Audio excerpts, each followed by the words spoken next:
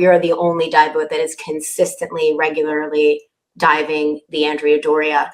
Deep wreck exploration in the North Atlantic requires more than just technical diving skills. The wreck's so vast, you could be 300, 400 foot out in the debris fields. Their expeditions regularly target some of the most challenging dives in the North Atlantic. The current's another, again, huge challenge. Today, I'm talking with the team from the famous dive boat, DV Tenacious. We are a group of people who are just passionate about locating, diving, and salvaging artifacts from shipwrecks. Fantastic to have you here with us today, guys. If you could just introduce yourself, please. Sure, I'm Jenn Sellitti. I am the captain of DV Tenacious. I'm Chris Ogden. I am nothing but a crew member of DV Tenacious. And one of the divers, of course, Chris. We can't one of the divers. That. So for people who don't know, please tell us about DV Tenacious. How do you work, all those kind of things? Because you're not a commercial boat. I think that's a really important place to start, isn't it? Yeah, so we are not a charter dive operation. We were started in 2010 by Captain Joe Masrani, who bought the boat for deep shipwreck exploration on the eastern seaboard. So we're located in New Jersey, which is northeast, so near Massachusetts, Connecticut, New York, and we operate as far as Delaware, Virginia area up until Massachusetts and off the coast of Massachusetts. So we are a group of people who are just passionate about locating, diving, and salvaging artifacts from shipwrecks, and that's what we've been doing since 2010. Well, absolutely awesome. And how long have you both been involved with the team?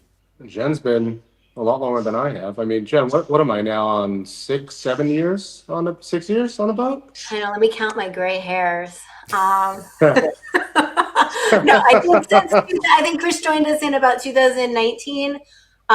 So Joe Masrani bought the boat and founded Atlantic Wreck Salvage and DV Tenacious in 2010.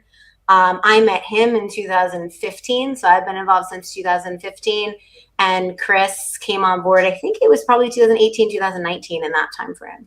I think it'd be great to hear about, some of the dives that you've done. You're most famous really for the Andrea Doria, which is kind of one of those wrecks that everybody in the world has heard of.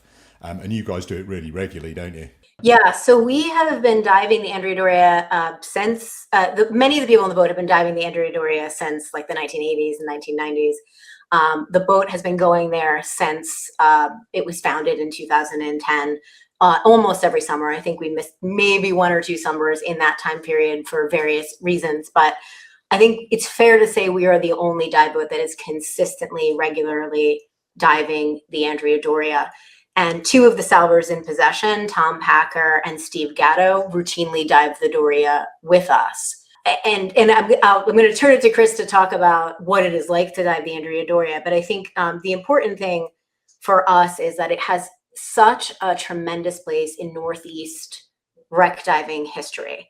There are so many people that decided to start diving, decided to start going further offshore, decided to push the boundaries of mixed gas and equipment in order to be able to reach the Doria, to dive the Doria, and then to stay on the Doria longer.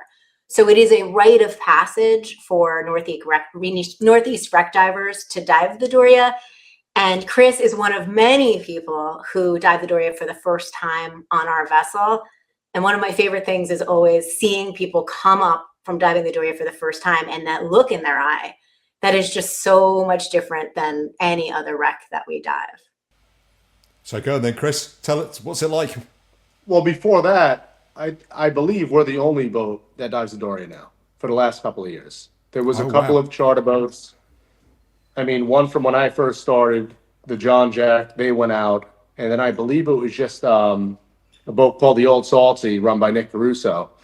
When I started diving the Doria, I want to say he did about 2 trips. And that was it. And,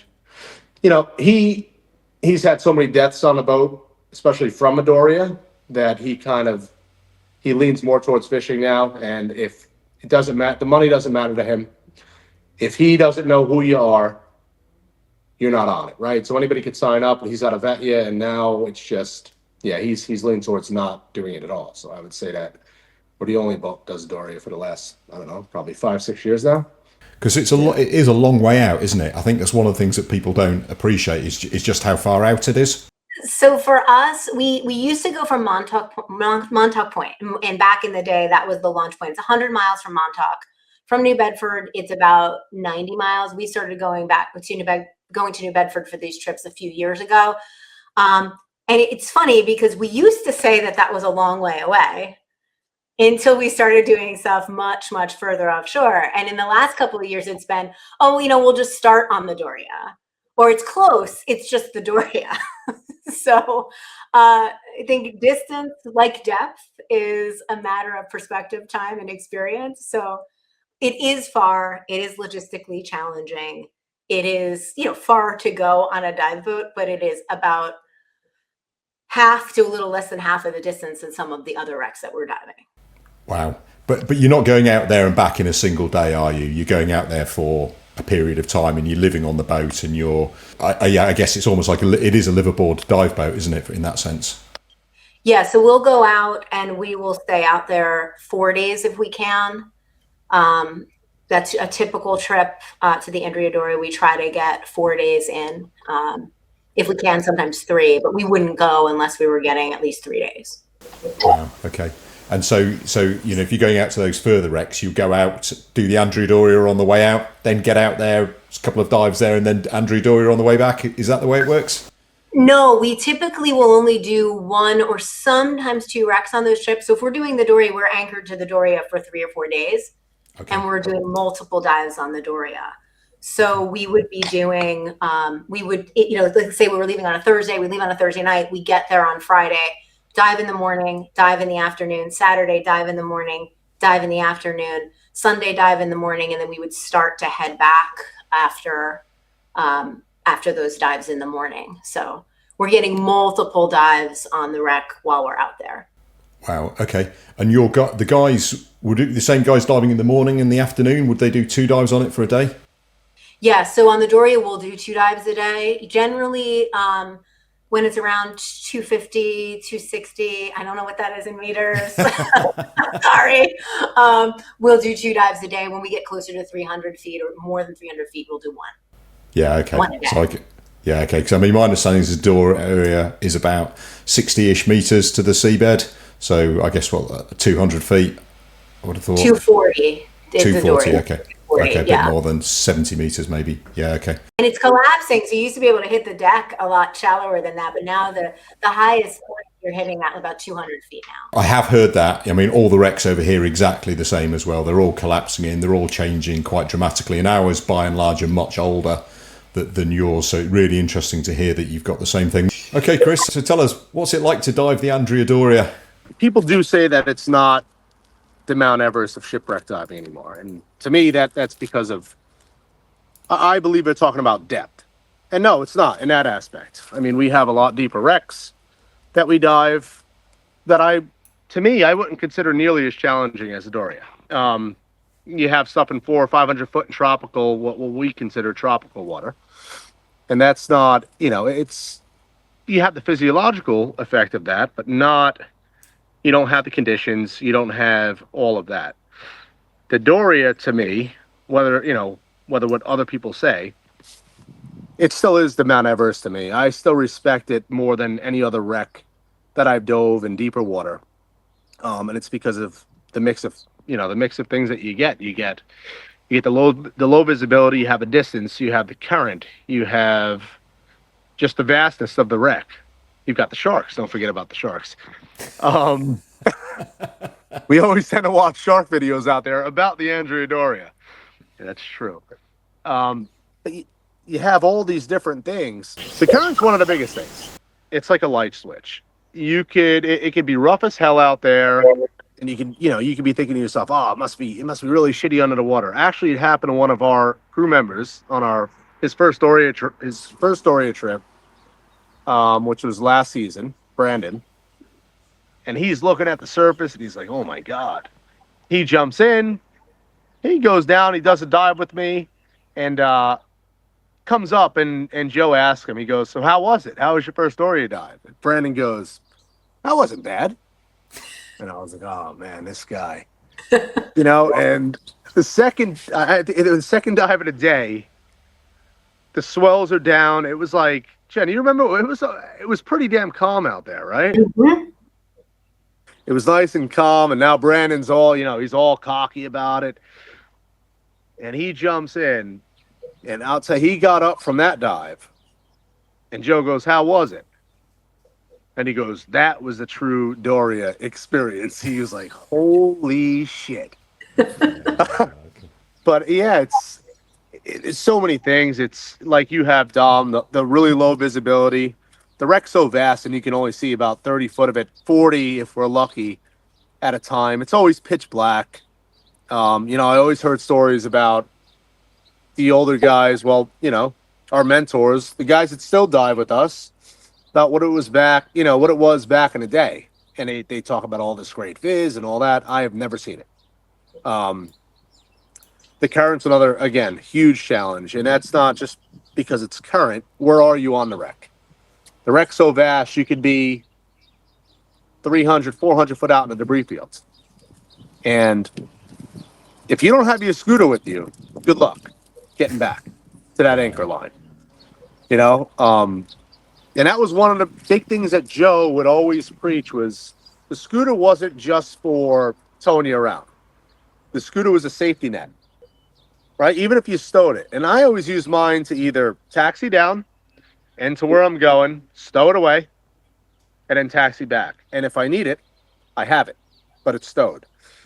So you have the visibility, the lack of, the current. You feel like, an ant on this wreck just because of the vastness of the debris fields. Debris field on a typical wreck that we dive, probably the same as you. I don't know, 4, 5, 6 foot tall. Talking debris coming off the bottom. You're out on the Doria, and let's say you're out 200 foot off the wreck. She's laying on her side. That debris field can come up 50, 60 foot off the bottom. And that's just because the decks have fanned out. So it's not really a debris field. It's still wreckage, but it sure looks like one. You have the cold, right? You get the annoying sharks all the time that think they're funny. It's not that funny because when we're hanging, that water's pretty damn murky. And I remember this, one of our other guys, Joe St. Ahmad, on one of his dives, he thought he's over there hanging at 20 foot and he sees this monster shadow come by. And he thought it was the biggest great white he'd ever saw. Turned out to be a basking shark, which was a monster. It was a pretty big basking shark.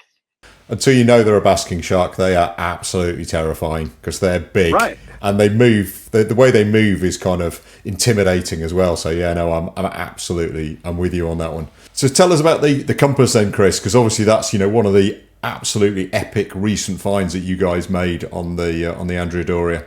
So the compass, for what I thought, I couldn't even contain myself when I thought I found it. I thought I was the one to find it. I was screaming. I never pulled my wet. I'm surprised I had my wet nose. I never carried the damn things.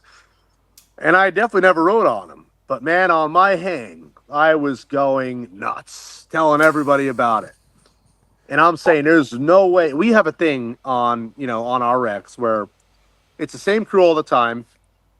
We're diving all these wrecks that nobody else does. So you don't worry about another boat coming by and grabbing your artifacts. It's just not even a thing. So what we do is we'll tag artifacts, right? It's a cookie, it's a line arrow, it's whatever it is. You want to drop your reel on it. If you do that, you know that we're the only ones out there. The rest of the crews know, they know not to screw with that. You're working on it. So I go by, well, I'll tell you how it happened. Joe's in the water first. And Jenn, who was Joe diving with that day? Probably Tom. I think Right. Tom Packer, yeah. So Joe goes down to the wreck first. He's diving with Tom. And Mike Dudas ran a reel out. It was the first time I ever dove the bow side of the wreck. All my dives were on the stern half. And I remember talking to Joe the winter before, and I was like, dude, can we just do the bow? I've never been there. He goes, you never been in the bow? I said, no. He goes, all right, we'll do the bow. So we go to the bow. Dudis runs a line, just a main line, like a gold line in a cave. And, I follow it. Again, Joe's down there with Tom. They're coming up. I pass them. Of course, Joe doesn't say anything to me. I pass them by, and we jump the break. There's a huge break on the Doria between the stern and the bow. So I jump this break, and I'm going down a line. Never saw these areas before. And something to my right really caught my eye. I mean, it just really stood out. It looked like a barn door. It was like wood slats, and it had an X that went through it. It was in this hole. It was a non-inviting place. Let's put it that way. But there was this hatch or barn door looking thing, and I'm like, what the hell is that? And it was probably like 20 foot off the line. So Brandon's diving with me on that dive. And I look at him, I'm like, hey, I'm going to go that way. Stay here. So I go over there. Oh, and by the way, I've been looking for another Lido deck window. I got one a few years ago, and I wanted another. So that's what I was looking for on these dives. That in China. And I see this thing. I go off to the right, poke my head in there. And what do I find? I mean, first of all, it's this little area. It's a crushed down. It's not a room. It made its own room. It's this crushed down area with a pile of debris in there. I mean, you had hull plates. You had just everything that you could imagine. Cables, everything that you could think of done. And I'm looking in there, and it looked like a bunch of loose pieces of paper, all these hull plates. And I see it. There's a Lido deck window on its side. Not as pretty as the first one I found because the glass is broken, but I'm like, that's a Lido deck window. Now I'm like, how do I get this out of here? But where I went in, there was one area. There was one spot that you can get in and get out. But where this thing was, it was all the way down and to the left. And I'm like, man, this would be a real job to drag this thing out of here with all these cables hanging. So I'm scanning with my light. I'm making a little trail on how I would do it over the next couple of dives, what I'd have to clear out. And as I'm panning with my light, right underneath me, I looked and I was like, holy shit, that's the compass. So now I'm like, screw the Lido deck window. Oh, look what's under me. I'm flipping out. I'm like, now I'm hyperventilating. I'm like, all right, Chris, stop, you idiot. Compose yourself. And I'm screaming. He's far away from me. He has no idea what's going on. And I'm screaming. I blow out of the hole. And I like being very clean and neat, when I dive and I'm not working on something. But no, I came out of there, blew the whole goddamn thing out, running back out to the main line. Take my line and I put a jump off of that. I run back into the room and I drop my reel. And I go, marked it. That's marked. It's mine. I come back out and I'm screaming. Brandon has no idea what I'm screaming about. No, I do that a lot, so he just kind of just goes with it and figures it out on the surface. And I'm like, let's go. We're going up. So we go up. We're starting on the hang, and I pull my windows out of my pocket. And I'm like, I found the compass. And I'm showing him. I can't wait to get up and tell Joe. Me and Joe, I think me and Joe always have like this little secret competition going on.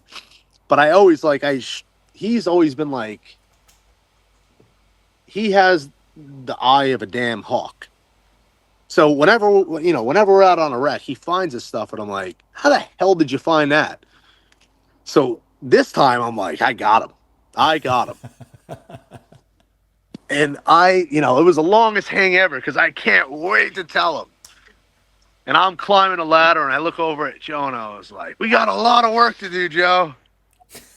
He's cleaning something as he normally would be doing. And he looks over at me and goes, what'd you find, Chris? I was like, I found the compass. He goes, so did I. It's like, I said, no. I lost it. I was like, there's no way you found it. There's no way I was like, tell me where it is. How would you get it out of that spot? I was like, there's no way anybody would even go there. I was like, why would anybody go there? He goes, oh my God. He goes, if I had to get it out of this spot, he goes, it would have to come up this way, and I'd have to rig something this way, then it would have to come over that overhead, which is that way. And I'm like, oh my God. I was like, he knows exactly what he's looking at. I mean, of course he knows what he's looking at, but I thought he was bullshitting. And I'm like, oh my God. I'm not gonna lie, I was pretty upset for all of 20 seconds because of how excited I was that whole dive. But I was like, all right, it's coming up. That's coming up, and this is dive 2 now, right, Jen? But after Chris came up and we had a good laugh at his expense about the fact that Joe found it first, Chris was like, it's coming up this trip, it's coming up. And Joe like pulled me aside. He said, there's no way this thing is coming up this trip.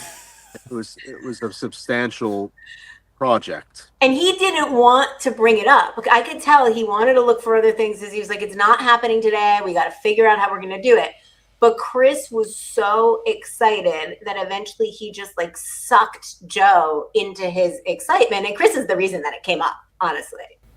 So on that one then, just a question for I guess for you, Jen, is so you're on the boat by yourself, is that right? On those trips, I always make sure that there's somebody up there with me because we're too far offshore. If something happens, because we're anchored to the wreck, so we hook the wreck. So if something happens and somebody needs to jump in the chase boat, somebody needs to be with the boat. So we on those offshore trips, there was always 2 people on deck. And actually, quite frankly, whenever we're doing dive trips, we have 2 people on the boat just because you can't. If there's an emergency, one person is never going to be able to handle it, especially if they have to get in the chase boat. In a current like that, you have to get in the chase boat and you got to go after somebody. So I always have somebody up there with me. Clearly, Chris is going to tell us he went down there, put all this work in, dragged it out, got it round the corner, got it up and everything, and then obviously sends it up to the surface and goes, well, hey, my job here is done. But then, of course, then, of course, the really hard bit starts, which is probably the bit that involves getting it onto the boat. The part that almost broke my finger on this one. I went crashing into the thing, holding onto it. We do not have a lift. Okay, no, you don't, not a diver lift. You've got a crane. Oh, we have an A-frame. We have an A-frame on the back of the boat. So what we do is it's connected. It comes up on the lift bag, and then it's this time we tied a line to it, so it was tied to the boat. It was drifting. I think Chris came up at that point, and I was holding on to it while Chris went out and rigged it so that we could safely pull it closer to the boat. And it was one of those things where the current just turned on. So I'm pulling it close to the boat. I'm pulling it by myself back to the boat. There was another guy up there, but I don't know what he was doing. I was pulling it closer to the boat, and all of a sudden the current just took that thing like a sail and took me from the middle of the boat all the way to the back to where the A-frame is, and I crashed my hand. Like my whole knuckle was scarred. For like a couple of weeks, I couldn't bend my arm. I'm like holding on to this thing like a sail. So you bled for that compass. I did bleed for that compass. Absolutely. I thought my finger was broken. I'm going to put it out there. I bet nobody ever talks about that bit. I bet. No. Because that's the joy of being a dive boat skipper, isn't it? Because all none of the glamour ever happens on the surface. It all happens in the water. So I guess how many dives did it take you to get it out then, Chris? So it was after that second dive, it was 3 more dives. We had 5 dives on the trip. Wow. And it was not easy by any means. I mean, we lost, I would say we lost faith a couple of times, but one guy would and the other guy would be like, no, it's coming. It'd be vice versa. And it was a new plan every time. It was like, all right, well, I'm not going to say that didn't work. We made progress on every dive, significant progress. After that dive that I said we're going to get it, me and Joe made a plan that, all right, well, there's 2 potential exits from that area. The way that we think it's going to come out is covered by nets. So our next dive was just to go down. Me and him cut all those nets away and get that drug far out of our way because we were going to silt it out when we were in there working, pulling all these hull plates out and all of that. So we didn't want that to be a thing. So we went down there. We made quick work at a net.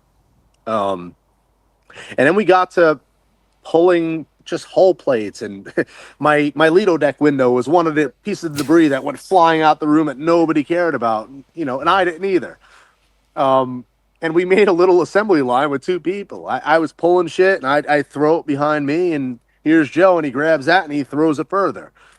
And I mean, we excavated. I mean, it was nuts how much we pulled out of this area. So we were able to see the base of this thing,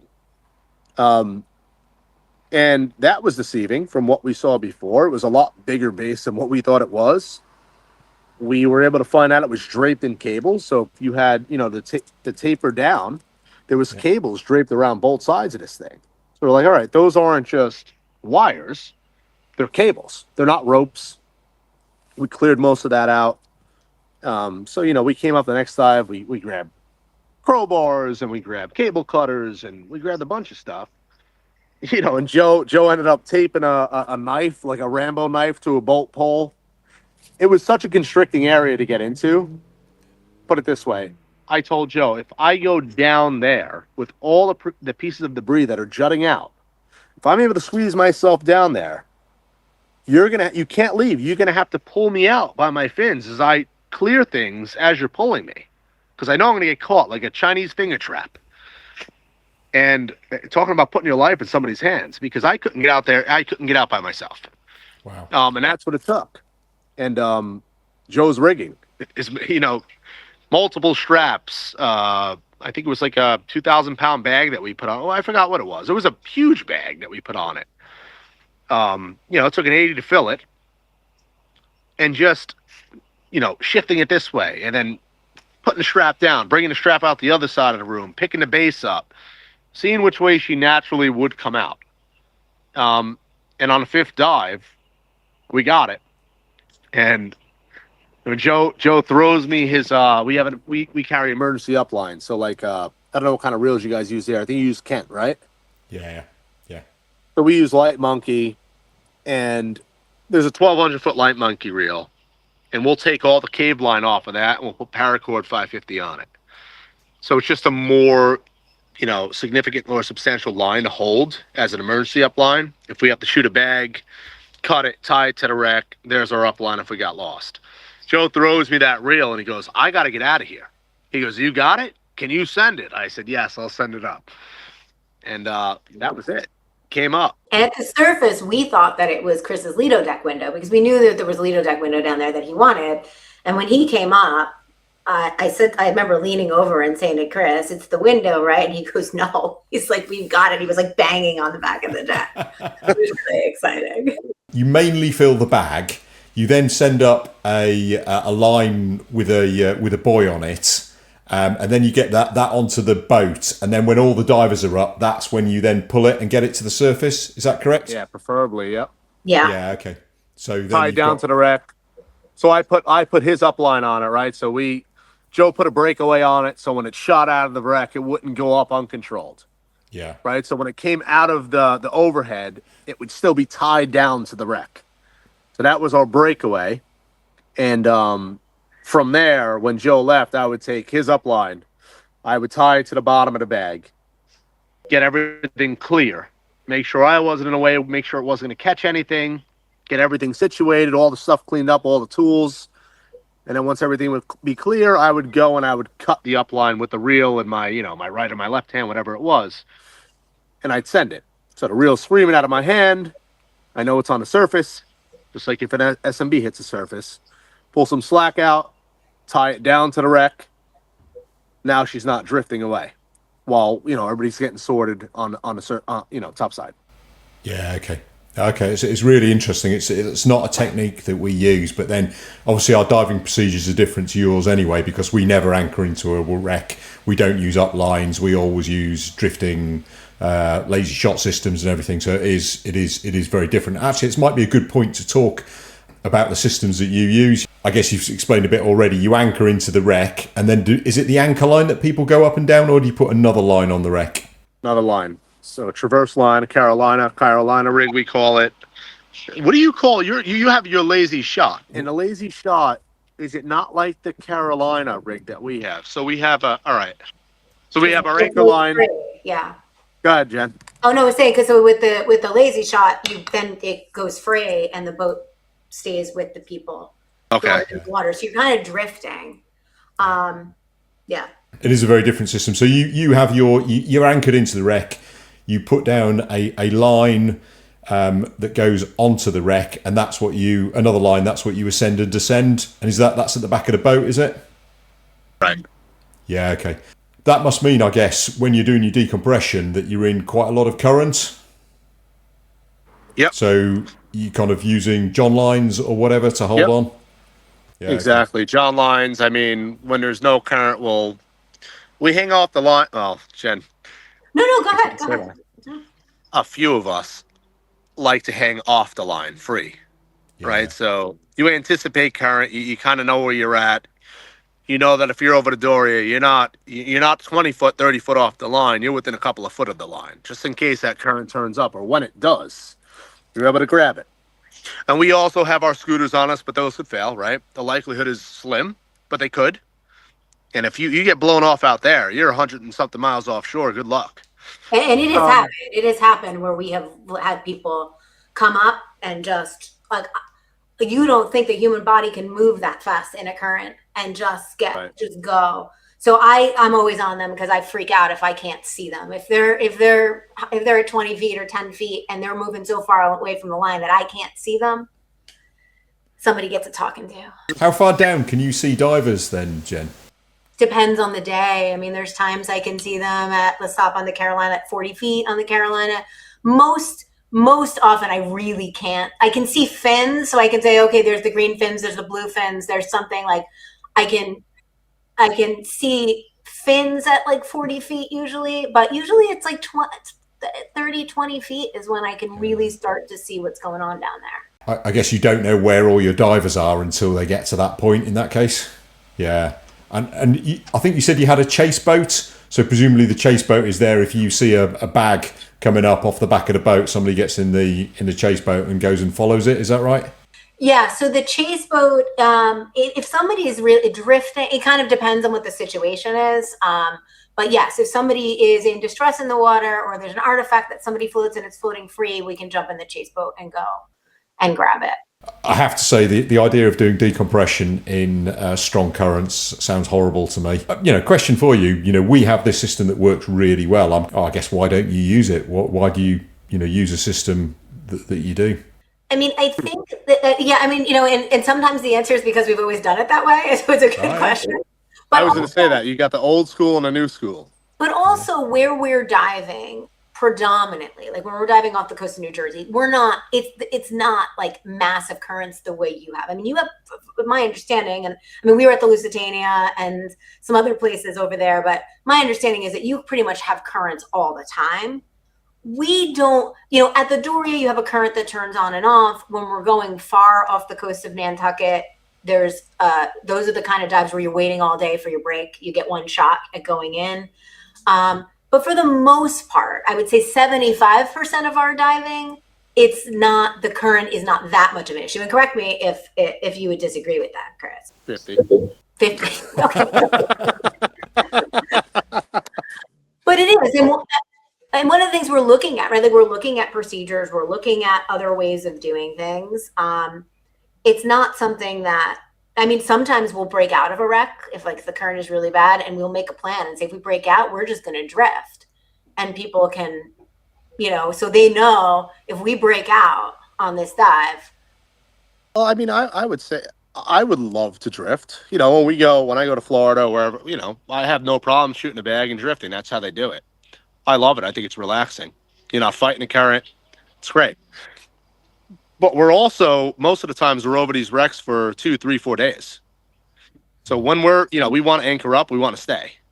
And the other thing, too, is that, and again, I haven't done a ton of trips in the UK, but you guys, seems like you tend to all go in at once. Like everybody kind of goes in at once and they all come up. So you can all be on the lazy shot, drifting together.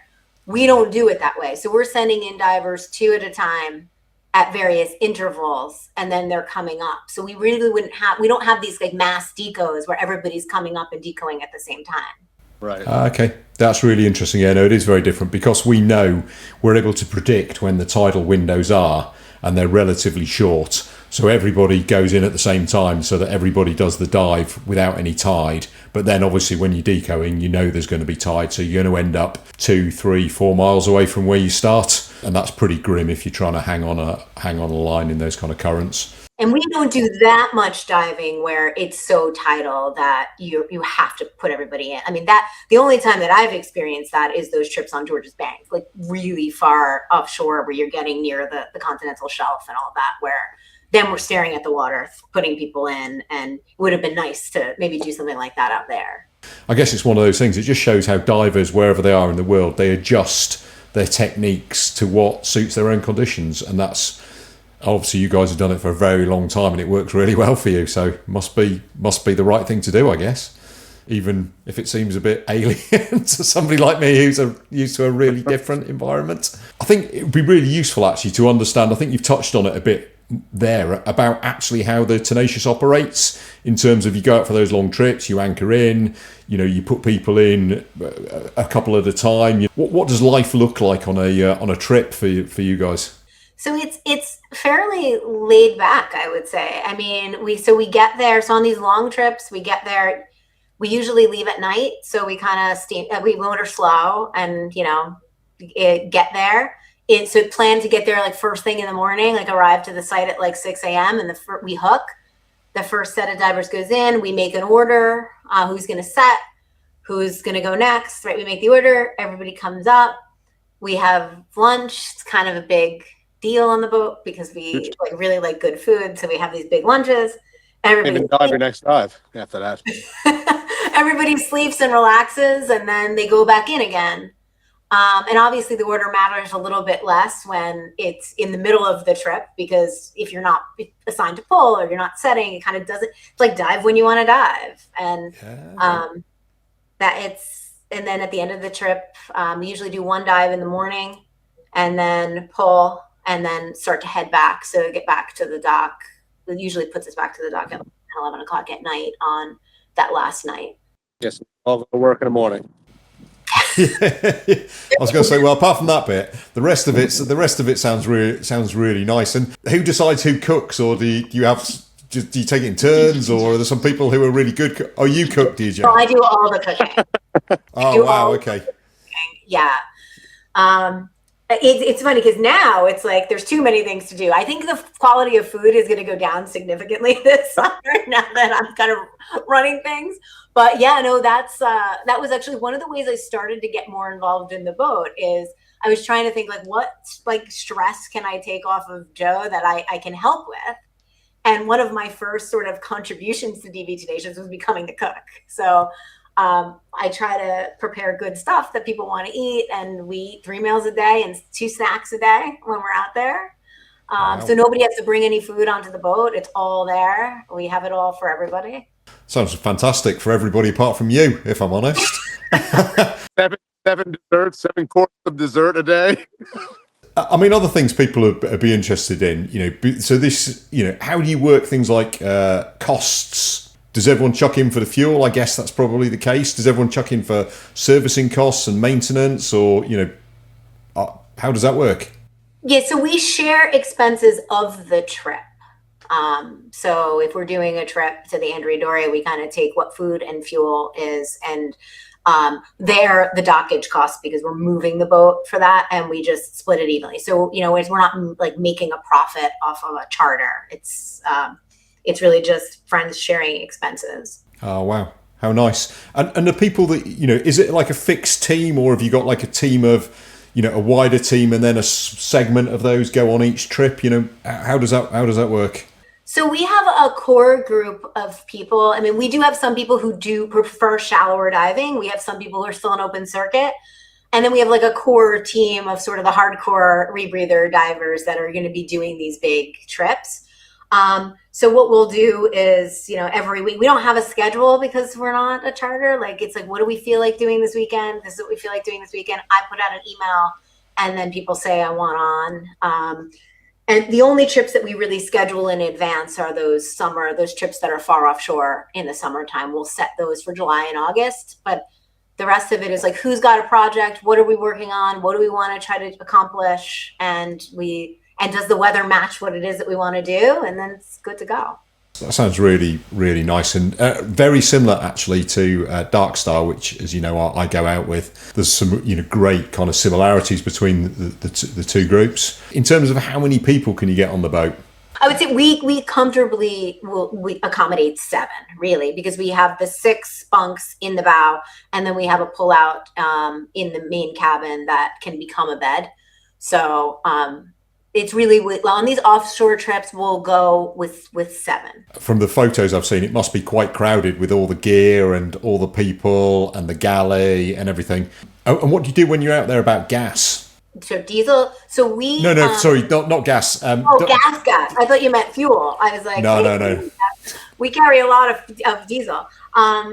So everybody brings for those trips. Everybody's on a rebreather.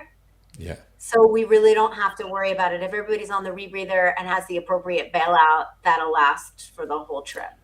Yeah, I was thinking more about suit gas. Tends to be one of the things that we have limitations with. So if you're doing that many dives, people will need their suit inflate cylinders filled. I don't know, Christy, you might want to talk about that, because we've not really had any problems with that. If we're going to be out we have done some trips that are in the 5 to 7 day range. They're rare. And on those, we have a compressor that we'll bring, and we can fill, or we'll bring bottles and we can transfer. But on the regular, like a 3 or 4 day Doria trip, everybody seems to be able to bring what they're using. What are you guys using, Dom? Are you using 6s for inflation, or like I use 13s? So I'll get 2 guys out of a 13, and then I'll just bring 3 13s with me. Other guys will use 6s or bring 5 6s with them.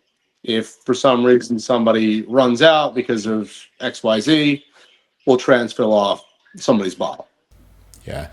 I mean, so what we do is very different to you. So we don't go out for long periods of time. We just go out and back every day. So we will normally, if we go somewhere, somebody will take a small compressor with them, and then in the evening we'll pump up stuff. Which is why I was kind of interested in the way that you do it, because there are things that are different, and that's definitely one of them. One of the interesting things, you touched on it already, Jen, is the diver lift. Obviously, in the UK, every dive boat in existence has got a diver lift, and we love them to bits. And everybody looks at American and other country dive boats and goes, "Where's the lift?" Yeah, I think everybody answers this before she says it. What? I think I know the answer. I know the answer to it. I know the real answer. The boat's too pretty. Sadly, that is one of the so I think, yes, there's obviously, we all know the obvious benefits of a lift. For us, it's a space consideration, right? The boat's 45 feet. It's not a huge boat. So there's space consideration. They're bulky. There's a lot that can go wrong with them. There's a lot of maintenance that's involved in them. We do a lot of side scan sonar operations. So the lift can interfere if you're towing a fish. And we do a lot of, in a year, we're doing a lot of sonar. We're often just bringing sonar with us and running over things when we're far offshore. So it becomes something that could easily, like, the sonar could get connected, could get caught up in. And, and I will tell you, like, and this is, I guess this is a secret, this is an exclusive to you. Joe had a terrible history with lifts. He hated them. Okay. Every time he was on a dive boat that had a lift, he crushed, cracked, or screwed up something with the lift.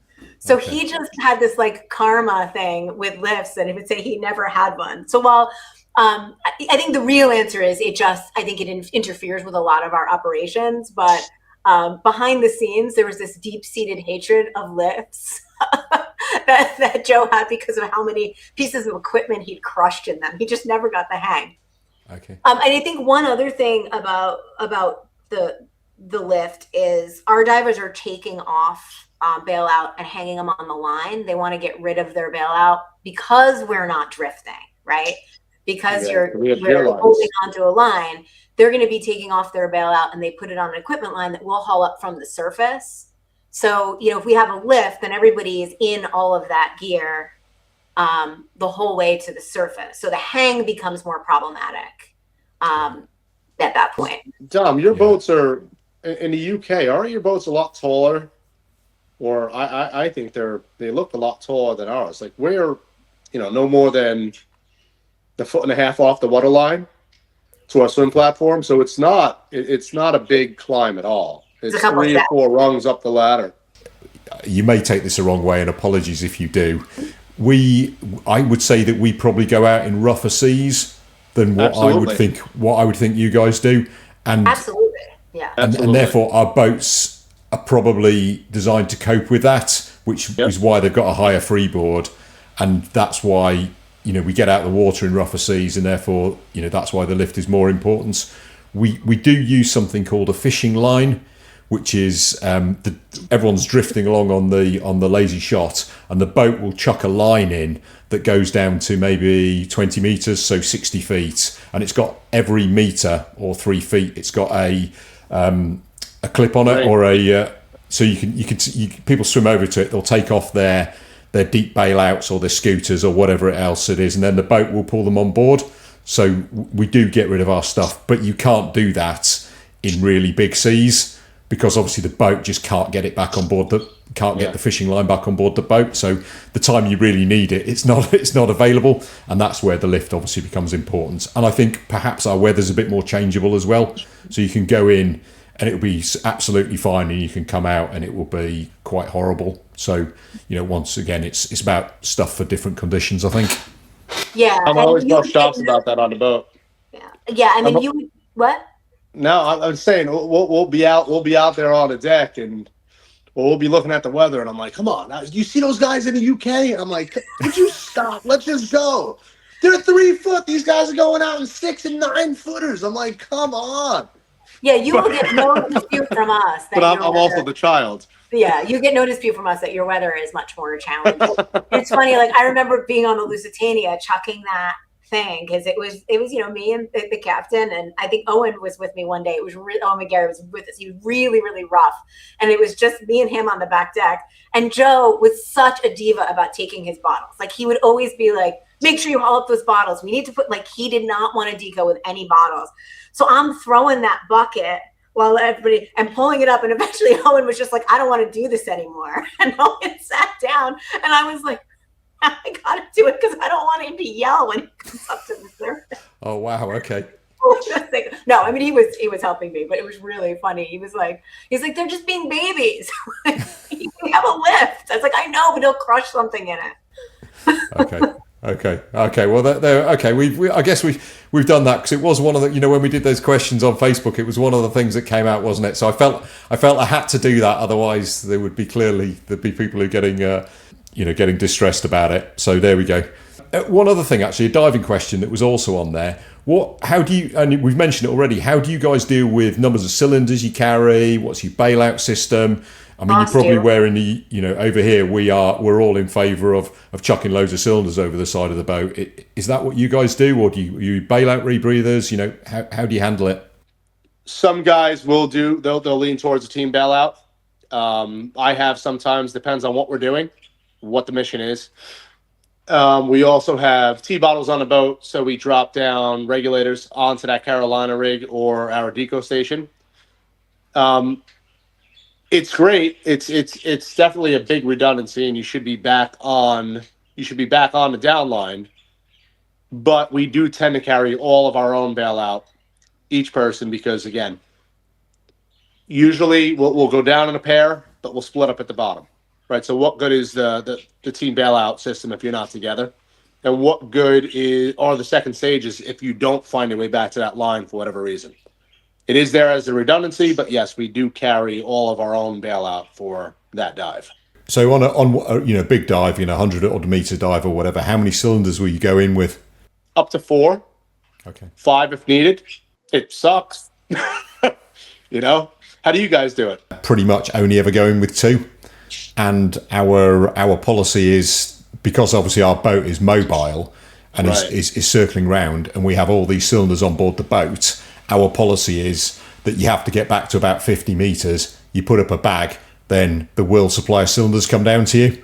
And it's one of those things that we practice, and I've seen it work maybe 3 times. So it is, and it's pretty standard all the way around the British Isles. Some groups don't do that, but most of them do. One of our concerns is if you're carrying 4 or 5 stages on a boat and the weather's a bit sloppy and a bit lumpy, clearly there's quite a big risk of falling over. And if you fall over, that's going to be really painful and potentially serious. So, yeah, it's like balancing risks, isn't it? Yeah, most of us well, if I put on, I put on 4 bottles, and then if you got a 5th and it's tail clipped, somebody would be back at the swim platform.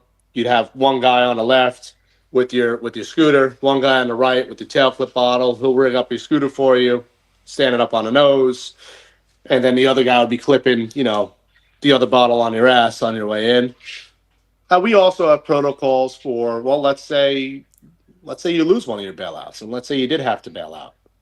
Those protocols in place for if a certain bag comes up, we're just lost on the wreck. It's fine, right? We're just coming up on our own upline. We have other protocols to where if we send up, an additional bag, we need help. We need gas, whatever it is, and the diver will jump in and send it down to you.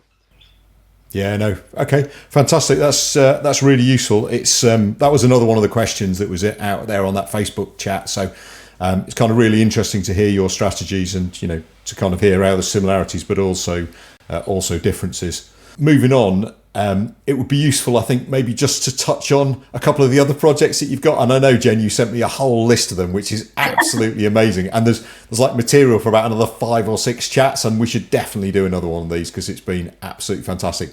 But just kind of give us a bit of a feel for some of those. So, so I think one of the more significant things that we have been doing recently is exploring shipwrecks on George's Bank. And that was something that started in earnest in 2020, but I have to admit, really started back in 2016 when Eric Tikajian, who's a captain, a very prolific shipwreck hunter from Massachusetts, who's found more than 80 shipwrecks, had been looking for that in the 1990s. And there was a day in 2016 when I said to Joe, give me a shipwreck to research, like one you haven't found. And he just said the Lyonnais, which was a French passenger steamship that sank in 1856, built in 1855, really unique horizontal steam engine, in that time period of the transition of sail to steam, so sail, and this really early 1850s engine, just a cool wreck.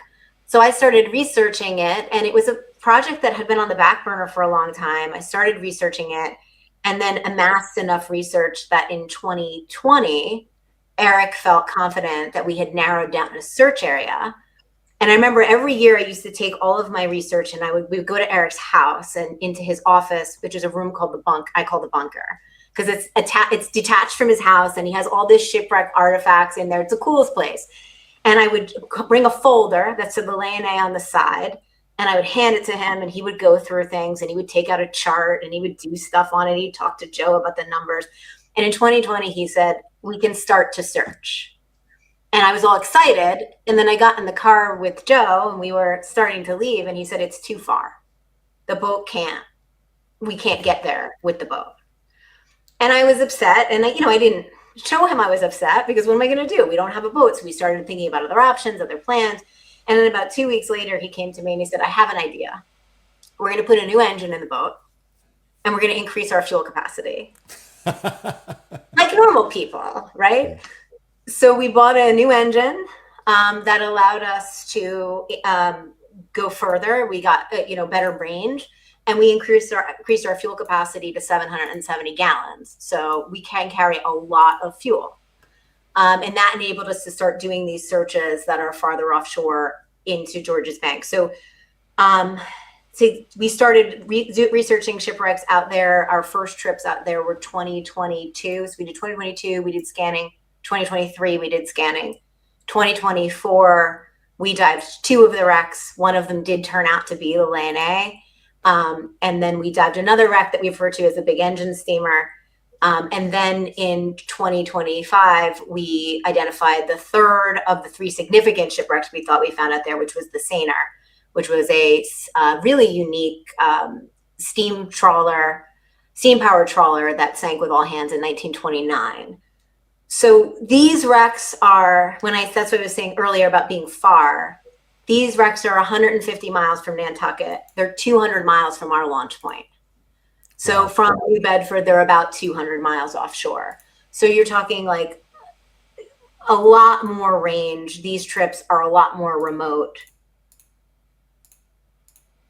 Fun, being out there and doing these expeditions in an area that I'm not going to say was undived, because that's not the case. Somebody has been diving out there, but really we were the first people to start exploring this area. So, we feel like we have more work to do out there. It's going to be a little while before we get back out there. But I think that has been the most significant thing that we had been doing over the last couple of years. Wow, that is absolutely incredible. And I know obviously this might be a good opportunity to mention your book, Jenn. Oh, my book that I have right here. Exactly. It's called The Adriatic Affair, a maritime hit and run off the coast of Nantucket, and it is about the sinking of the Leonay. And I think one of the things that is so cool about this story is that, most shipwreck stories end when passengers are rescued, right? Or passengers are not, right? They end with the end of the shipwreck story. But this really was truly a hit and run. It was a captain from the United States who had this collision and then went back to shore, didn't tell anybody he had collided with another vessel, tried to cover it up, gets arrested in France, and there's a trial. So the whole second half of the book is about this trial in France. So it's almost like a courtroom drama for the second half of the book. And as a lawyer, I'm a criminal defense lawyer by day. So as a lawyer and a shipwreck hunter, there's just like worlds colliding. And there's also an epilogue that talks about our exploration on Georges Bank and DV Tenacious and who we are and what we do. Oh, it's fantastic. I love the fact that you are now part of the story, and the fact that you've documented it all and everything. I think that is absolutely fabulous. And it's one of the things that I personally love about shipwreck exploration, is the fact that you find all these incredible stories and then you become part of them by the fact you found the shipwreck. So it's absolutely lovely. And what you've talked about, all those years of research and all those visits to the bunker, and then to absolutely crack the case, that just must be an absolutely amazing feeling. So yeah, well done. Thanks. And I'll tell you what, I think we'll come back if you're happy, and we'll do a longer video about that, and we'll do a bit more about it, because clearly that's absolutely fantastic. That would be great. Yeah. I think what we should probably do now is draw things to a close, and just to say thank you both so much for taking the time to talk with me and the people who will listen and watch this. And thank you. Thank you so much for having us.